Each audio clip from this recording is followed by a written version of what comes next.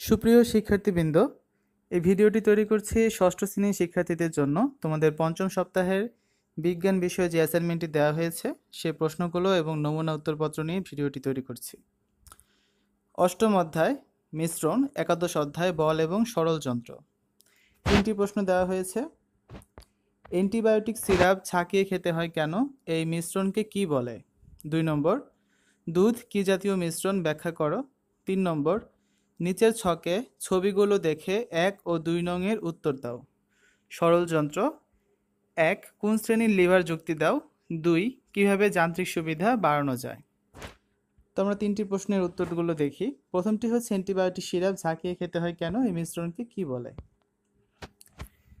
যে সমস্ত মিশ্রণ অনেকক্ষণ যাবৎ রেখে দিলে উপাদানসমূহ আংশিক আলাদা হয়ে যায় তাদের সাসপেনশন বলা হয়। অ্যান্টিবায়োটিক সিরাপ একটি সাসপেনশন, তাই বোতলে রেখে দিলে ঔষধের উপাদানগুলো আংশিক আলাদা হয়ে যায় ও বোতলের নিচে তলানি পড়ে যায়।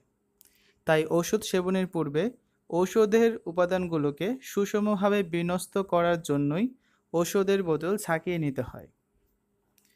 দ্বিতীয় প্রশ্নটি ছিল দুধ কি জাতীয় মিশ্রণ ব্যাখ্যা করো।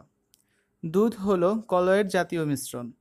এ জাতীয় মিশ্রণে অতি ক্ষুদ্র কোনো বস্তুকণা অপর বস্তুকণার মাঝে ভাসমান অবস্থায় থাকে এবং রেখে দিলে কখনোই কোনো তলানি পড়ে না। দুধ হলো পানি ও চর্বির কলয়েড, যেখানে চর্বির কণাগুলো পানিতে দ্রবীভূত না হয়ে ছড়িয়ে থাকে, এর কখনোই চর্বির তলানি পড়ে না। দুধে পানির পরিমাণ বেশি, তাই এটিকে অবিচ্ছিন্ন ফেজ, এবং চর্বির পরিমাণ কম, তাই এটিকে ডিসপারসড ফেজ বলে। এক্ষেত্রে ভাসমান কণাগুলোর আকার 1 থেকে 1000 ন্যানোমিটার পর্যন্ত হয়ে থাকে। তৃতীয় প্রশ্নটি ছিল চিত্রে 1 ও 2 নং যে চিত্রটি ছিল, অর্থাৎ জাতি ও হাতুড়ি কোন শ্রেণীর লিভার ও এদের যান্ত্রিক সুবিধা বাড়ানোর উপায়গুলো কী কী। জাতি হচ্ছে দ্বিতীয় শ্রেণীর লিভার, কারণ দ্বিতীয় শ্রেণীর লিভারের ক্ষেত্রে ভার থাকে মাঝখানে এবং প্রযুক্ত বল ও ফালক্রাম দুই প্রান্তে অবস্থান করে। এর যান্ত্রিক সুবিধা কিভাবে বাড়ানো যায় দেখো।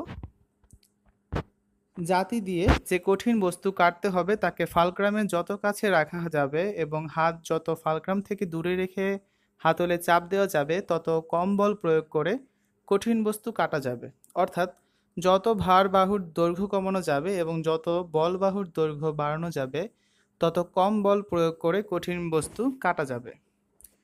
পরবর্তী চিত্র 2 নং চিত্রে ছিল একটি হাতুড়ি, যেটি হচ্ছে প্রথম শ্রেণীর লিভার, কারণ প্রথম শ্রেণীর লিভারের ক্ষেত্রে ফালক্রামের অবস্থান প্রযুক্ত বল ও ভারের মাঝখানে থাকে। যান্ত্রিক সুবিধা কীভাবে বাড়ানো যাবে দেখো। বস্তু যত ফালক্রামের কাছে থাকে তত বেশি যান্ত্রিক সুবিধা পাওয়া যায়। হাতুড়ির ক্ষেত্রে ভারবাহুর দৈর্ঘ্য পরিবর্তন করা যায় না, শুধু বলবাহুর দৈর্ঘ্য পরিবর্তন করে যান্ত্রিক সুবিধা পাওয়া যায়। বল যত ফালক্রাম থেকে দূরে থাকে তত বেশি যান্ত্রিক সুবিধা পাওয়া যায়। তো এই ছিল ষষ্ঠ শ্রেণীর বিজ্ঞান বিষয়ক যে অ্যাসাইনমেন্টটি দেওয়া হয়েছে তার নমুনা উত্তরপত্র। তোমরা এখান থেকে ধারণা নিয়ে নিজেরা লিখতে পারো।